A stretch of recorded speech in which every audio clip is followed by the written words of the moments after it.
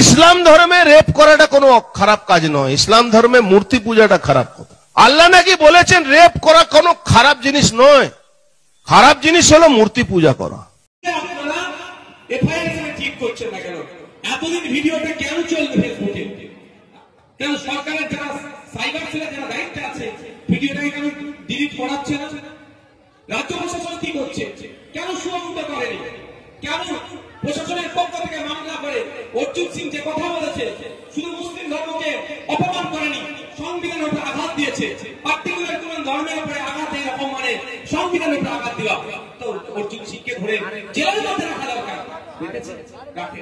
বকালে বেঁধে কোনো কি পাইলট কার দিয়ে ওই প্রোগ্রামের জায়গায় দ্রুত পৌঁছানোর ব্যবস্থা করছে। অর্জুন সিং যে কথা বলেছে আমরা তীব্র নিন্দা ধিক্কার জানাচ্ছি। অবিলম্বে তার বিরুদ্ধে ব্যবস্থা গ্রহণ করবে রাজ্য প্রশাসন। যারা বিভিন্নভাবে এফআইআর করেছে, তাদের এফআইআর অভিযোগ করেছে, সেগুলোকে এফআইআর হিসেবে ট্রিট করবে, এই আশায় রাজ্য প্রশাসনের কাছে রাখবো। তবে অর্জুন সিং এর উদ্দেশ্যে আমার একটাই বক্তব্য যে আপনি ইসলাম সম্পর্কে আপনার জানা নাই, ইসলাম সম্পর্কে আপনি চর্চা করুন, তারপরে বলবেন। কারণ ইসলাম ধর্মে এই ধরনের রেপ বা ধর্ষণ করলে তার শাস্তি নিদান কি দেওয়া আছে, মৃত্যুদণ্ড দেওয়া আছে।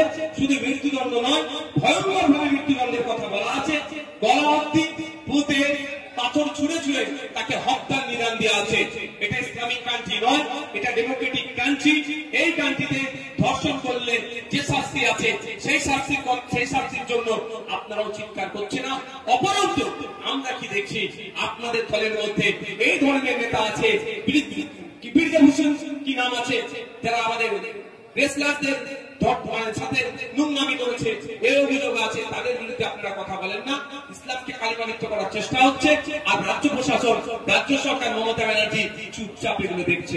আমরাও জবাব চাই, মমতা ব্যানার্জি সরকার এর বিরুদ্ধে কি ব্যবস্থা গ্রহণ করছে। অর্জুন সিং, শুভেন্দু অধিকারী, দিলীপ ঘোষ, সুকান্ত মজুমদারকে জেলের মধ্যে রাখলে, ওদের বিরুদ্ধে মামলা করলে তাহলে হিন্দু মুসলমানের বিষটা কে ছড়ায়? হিন্দু মুসলমানের বিষ না ছড়ালে তৃণমূল বিজেপি দুটোই বাংলা থেকে পরাস্ত হবে। সেই জন্য অর্জুন সিং এদেরকে ছেড়ে রাখে, শুভেন্দু অধিকারীদেরকে ছেড়ে রাখে। শুভেন্দু অধিকারী যখন কলকাতা পুলিশের সিপি স্যারকে অকথ্য ভাষায় গালাগালাজ করলো, শুভেন্দু অধিকারীকে ধরে জেলের মধ্যে রাখা দরকার ছিল। এফআইআর পর্যন্ত করেছে। আর আমি একবার দালাল বলেছি, দালাল পুলিশকে দালাল বলেছি, সব পুলিশকে দালাল বলি না। যে দালালি করেছে তাকে দালাল বলেছি। আমার বাড়িতে বারবার নোটিশ আসছে। এই ডিফারেন্সটা আপনাদের বুঝতে হবে। মমতা ব্যানার্জি সরকার, তৃণমূল কংগ্রেস পরিচালিত সরকার সবসময় বিজেপির এই নেতাগুলোকে ছেড়ে রাখছে। এরা বিষ ছড়াচ্ছে, সমাজকে বিশৃঙ্খলিত করছে। আসসালামু আলাইকুম। আমরা দেখছেন এইচবি নিউজ জলসা। পীর সাহেব পীরজাদা হুজুরদের নিত্য নতুন ওয়াজ আর গজল পেতে আমাদের চ্যানেলটি সাবস্ক্রাইব করুন, ঘন্টি বেলাইকান দাবি আমাদের পাশে